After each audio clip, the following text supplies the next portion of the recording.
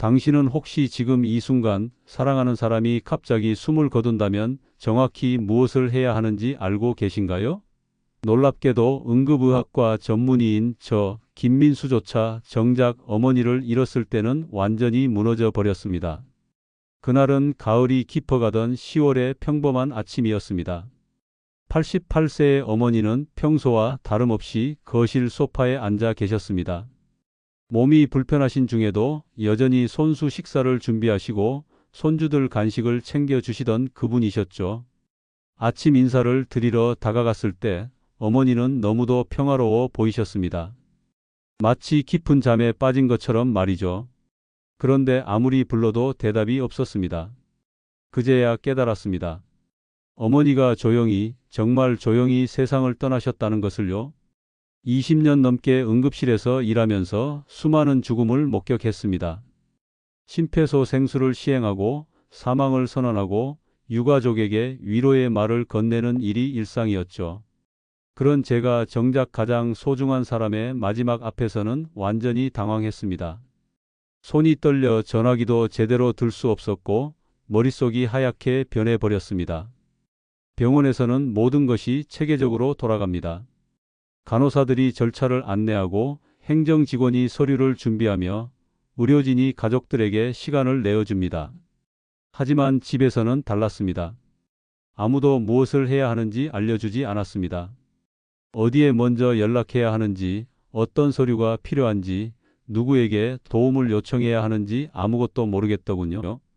가장 당황스러웠던 것은 119 신고 이후였습니다. 구급대원이 현장에 도착해서는 이렇게 말했습니다. 저희는 사망 추정만 가능하고 정식 사망 진단서는 의사가 발급해야 합니다. 병원으로 이송하셔야 합니다. 의사인 제가 있는데도 말이죠. 그 순간 깨달았습니다. 집에서의 죽음과 병원에서의 죽음은 완전히 다른 절차를 밟아야 한다는 것을요. 떨리는 손으로 어머니를 다시 구급차에 모시는 순간 가슴이 무너져 내렸습니다. 이미 세상을 떠나신 분을 왜 다시 병원으로 모셔야 하는지 이해할 수 없었습니다. 슬픔을 느낄 겨를도 없이 행정 처리가 먼저 기다리고 있었던 것입니다. 응급실에 도착해서도 혼란은 계속되었습니다. 담당 의사가 문진과 간단한 검사를 거쳐 사망 진단서를 발급해 주었지만 이번에는 장례식장 예약이 문제였습니다. 서울 지역의 장례식장들은 대부분 며칠씩 대기해야 하는 상황이었고 화장장 일정까지 맞춰야 했습니다. 3일장이 5일장으로 늘어질 수도 있다는 말을 듣고서야 현실의 벽을 실감했습니다. 그날 밤 어머니의 빈소에서 첫 향을 올리며 스스로에게 물었습니다. 왜 나는 이렇게 준비가 되어 있지 않았을까? 왜 우리 가족은 한 번도 이런 상황에 대해 이야기해 본 적이 없었을까? 의사라는 직업을 가지고도 정작 내 가족의 마지막을 제대로 준비하지 못했다는 사실이 부끄러웠습니다. 그 이후로 저는 한 가지 깨달음을 얻었습니다. 죽음은 언제나 갑작스럽게 찾아오지만 그 순간을 맞이하는 준비는 미리 할 수 있다는 것이죠. 더 중요한 것은 이런 준비가 단순히 행정적인 편의를 위한 것이 아니라는 점입니다. 사랑하는 사람을 존엄하게 보내드리기 위한, 그리고 남은 가족들이 후회 없는 이별을 할 수 있도록 돕는 일이라는 것을 말입니다. 지금 이 순간에도 전국의 응급실에서는 비슷한 상황들이 벌어지고 있습니다. 어떤 가족은 차분하게 모든 절차를 진행하는 반면 어떤 가족은 극도의 혼란 속에서 소중한 시간을 허비하고 있죠. 그 차이는 단순합니다. 미리 준비했느냐 하지 않았느냐의 차이일 뿐입니다. 준비된 가족들을 보면 한 가지 공통점이 있습니다. 평소에 가족끼리 이런 주제에 대해 자연스럽게 대화를 나눴다는 것입니다. 불길하다거나 무서운 얘기라고 피하지 않고 오히려 서로를 더 깊이 사랑하는 방법으로 받아들였던 것이죠. 어머니를 떠나보낸 지 1년이 지난 지금 저는 매달 한 번씩 가족들과 이런 대화를 나눕니다. 처음에는 아이들이 어색해했지만 이제는 자연스럽게 받아들이고 있습니다. 죽음에 대한 준비가 곧 삶에 대한 사랑이라는 것을 이해하게 된 것 같습니다. 이 책을 통해 여러분께 전하고 싶은 것은 복잡한 의학 지식이나 어려운 법적 절차가 아닙니다. 그보다는 누구나 할 수 있는 간단한 준비 방법들, 그리고 정작 그 순간이 왔을 때 무엇을 우선해야 하는지에 대한 실질적인 조언들입니다. 무엇보다 중요한 것은 죽음을 두려워할 필요가 없다는 것입니다. 제대로 준비하면 그 순간이 두렵지 않습니다. 오히려 사랑하는 사람과의 마지막 시간을 더욱 의미 있게 보낼 수 있게 됩니다. 그럼 이제 구체적으로 어떤 준비를 해야 하는지, 그리고 실제 상황에서는 무엇을 우선해야 하는지 차근차근 살펴보겠습니다. 먼저 많은 분들이 놓치고 있는 중요한 사실 하나를 말씀드리겠습니다. 대부분의 사람들은 가족이 집에서 돌아가시면 바로 장례식장에 연락하려고 합니다. 하지만 이것은 큰 오해입니다. 장례식장은 사망진단서가 있어야만 고인을 모실 수 있습니다. 의사의 공식적인 사망 확인 없이는 어떤 장례 절차도 시작할 수 없다는 뜻이죠. 지난해 제가 응급실에서 만난 한 가족의 이야기를 들려드리겠습니다. 70대 아버지가 집에서 갑자기 쓰러지셨는데 가족들이 가장 먼저 한 일이 동네 장례식장에 전화하는 것이었습니다. 하지만 장례식장에서는 사망 진단서가 없으면 아무것도 할 수 없다고 했죠. 그제야 119에 신고했지만 이미 소중한 시간을 허비한 후였습니다. 반대로 정말 인상적이었던 가족도 있었습니다. 80살 할머니가 평화롭게 돌아가셨는데 손자가 차분하게 이렇게 말하더군요. 할머니가 미리 정해두신 주치 선생님께 연락드리겠습니다. 장례식장도 이미 상의해 두신 곳이 있어요. 그 가족은 모든 절차를 순서대로 아무런 혼란 없이 진행했습니다. 이 두 가족의 차이는 무엇일까요? 바로 평소에 준비가 되어 있었느냐의 차이였습니다. 준비된 가족은 고인의 뜻에 따라 존엄한 이별을 할 수 있었지만 그렇지 못한 가족은 슬픔을 제대로 느낄 겨를도 없이 절차에 쫓겨 다녀야 했습니다. 그렇다면 구체적으로 무엇을 준비해야 할까요? 사실 생각보다 간단합니다. 가장 중요한 것은 신뢰할 수 있는 의사와의 관계입니다. 정기적으로 진료를 받는 주치의가 있다면 집에서 돌아가신 경우에도 그 의사가 사망진단서를 발급할 수 있습니다. 하지만 주치의가 없거나 최근 진료 기록이 없다면 반드시 병원 응급실로 가야 합니다. 많은 고령자 분들이 병원은 아플 때만 가는 곳이라고 생각하시는데 이는 위험한 발상입니다. 적어도 1년에 한두 번은 건강검진을 받으시고 만성질환이 있으시다면 꾸준히 관리받으시는 것이 좋습니다. 이는 건강을 위해서뿐만 아니라 마지막 순간의 존엄을 위해서도 중요한 일입니다. 다음으로 중요한 것은 가족 간의 소통입니다. 죽음에 대해 이야기하는 것은 불길하다는 생각 때문에 많은 가족들이 이런 대화를 피합니다. 하지만 이런 회피가 오히려 더 큰 고통을 가져올 수 있습니다. 저희 가족의 경우 어머니가 돌아가신 후 매달 한 번씩 가족회의라는 이름으로 이런 주제들을 자연스럽게 다룹니다. 처음에는 아내도 아이들도 어색해했지만 지금은 일상적인 대화가 되었습니다. 아빠, 만약 할아버지한테 무슨 일이 생기면 어떻게 해야 해요? 라고 아이들이 먼저 물어보기도 합니다. 이런 대화를 나눌 때 가장 중요한 것은 구체적인 정보를 정리해 두는 것입니다.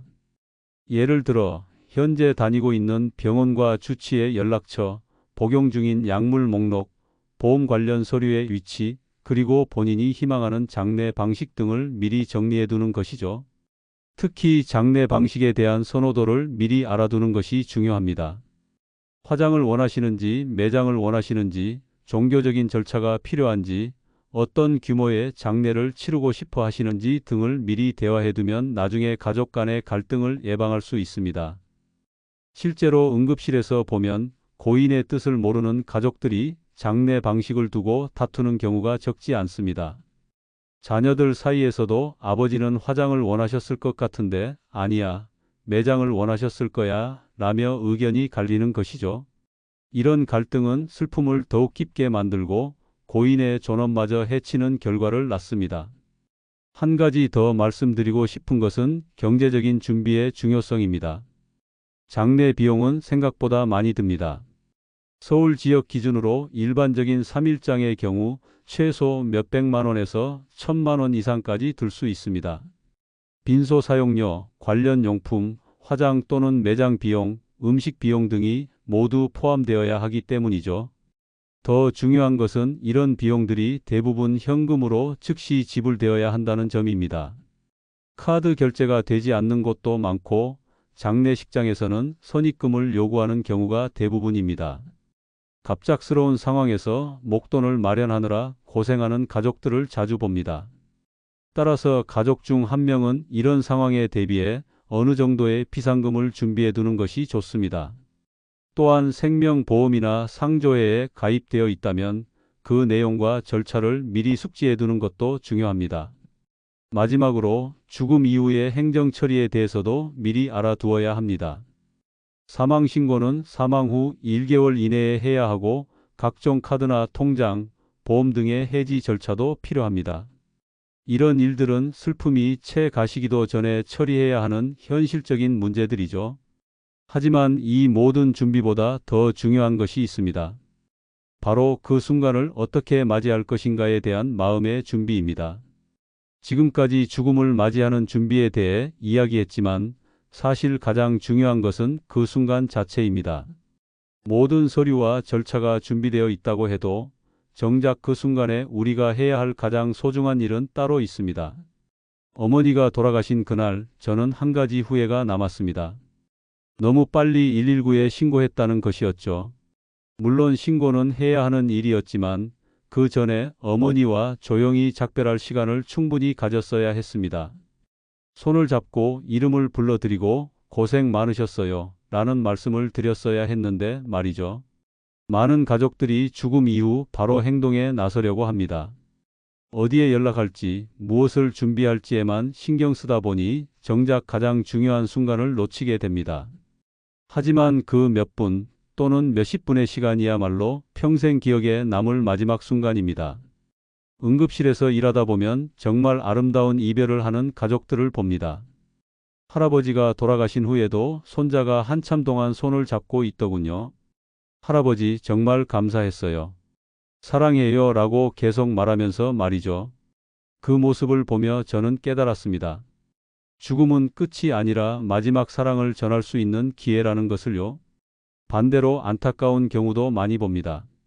아버지가 돌아가시자마자 자녀들이 각자 휴대폰을 꺼내서 이곳저곳에 연락하느라 바쁜 가족들 말이죠.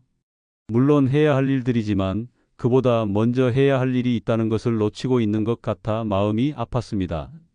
죽음을 준비한다는 것은 단순히 행정적인 절차를 미리 알아두는 것만이 아닙니다. 그보다는 그 순간을 어떻게 보낼 것인지, 어떤 마음으로 이별할 것인지를 미리 생각해 보는 것입니다. 가족과 이런 대화를 나눠보세요. 만약 그런 일이 생기면 우리 어떻게 인사할까? 마지막에는 어떤 말을 해드리고 싶어? 이런 대화가 어색할 수도 있지만 이는 서로를 더 깊이 사랑하는 방법이기도 합니다. 저는 지금도 매주 응급실에서 다양한 가족들을 만납니다. 그때마다 느끼는 것은 준비된 가족과 그렇지 못한 가족의 차이가 정말 크다는 것입니다. 준비된 가족들은 슬프지만 평온합니다. 고인을 존엄하게 보내드릴 수 있다는 확신이 있기 때문이죠. 반면 준비되지 않은 가족들은 슬픔과 함께 극심한 혼란을 겪습니다. 우리가 뭔가 놓치고 있는 건 아닐까? 이렇게 하는 게 맞나? 하는 불안감 때문에 제대로 슬퍼할 시간조차 갖지 못합니다. 여러분은 어떤 가족이 되고 싶으신가요? 지금 당장 할 수 있는 일이 있습니다. 오늘 집에 가서 가족들과 이런 이야기를 나눠보세요. 처음에는 어색할 수 있지만 생각보다 어렵지 않습니다. 만약 우리한테 무슨 일이 생기면 어떻게 할까? 라는 간단한 질문부터 시작하면 됩니다. 그리고 간단한 메모 하나를 만들어 보세요. 각 가족 구성원의 주치의 연락처, 희망하는 장례 방식, 중요한 서류들의 위치, 그리고 비상시 연락할 사람들의 명단 말이죠. 이 모든 것이 한 장의 종이에 정리될 수 있습니다. 가장 중요한 것은 이런 준비가 죽음을 앞당기거나 불길한 일을 부르는 것이 아니라는 점입니다. 오히려 서로를 더 깊이 이해하고 더 소중히 여기게 되는 계기가 됩니다. 죽음에 대해 이야기하는 것은 곧 삶에 대해 이야기하는 것이니까요. 한 어르신이 저에게 이런 말씀을 하신 적이 있습니다. 죽음은 두려워서 준비하지 않는 게 아니라 준비하지 않아서 두려운 거야. 정말 맞는 말씀이었습니다. 제대로 준비하면 죽음도 두렵지 않습니다. 오히려 그 순간을 평온하게, 존엄하게 맞이할 수 있게 됩니다. 어머니를 떠나보낸 지 2년이 지났지만 여전히 그날을 떠올리면 마음이 아픕니다. 하지만 동시에 감사한 마음도 듭니다. 그 경험을 통해 정말 중요한 것이 무엇인지 깨달았기 때문입니다. 그리고 지금 이렇게 여러분께 이 이야기를 들려드릴 수 있게 되었으니까요. 죽음은 누구에게나 찾아옵니다. 하지만 그 순간을 어떻게 맞이하느냐는 우리가 선택할 수 있습니다. 준비된 마음으로 사랑하는 사람들과 함께 존엄하게 그 순간을 맞이할 수 있습니다. 여러분도 오늘부터 시작해 보세요. 작은 대화 하나, 간단한 메모 하나부터 말이죠. 그 작은 준비가 언젠가 여러분과 여러분 가족에게 큰 위로가 될 것입니다. 마지막으로 이 이야기를 들어주신 모든 분들께 감사드립니다. 오늘 이 내용이 여러분께 도움이 되었다면 주변의 소중한 분들에게도 공유해 주세요. 우리 모두가 더 준비된 마음으로 삶을 살아갈 수 있도록 말이죠. 그리고 여러분의 경험이나 생각도 댓글로 나눠주시면 감사하겠습니다. 서로의 이야기를 통해 우리는 더 많은 것을 배울 수 있으니까요. 구독과 좋아요도 잊지 마세요. 앞으로도 이런 소중한 이야기들을 계속해서 여러분과 나누고 싶습니다. 오늘도 소중한 시간 내어 들어주셔서 정말 고맙습니다. 여러분 모두 건강하시고 사랑하는 분들과 행복한 시간 보내세요.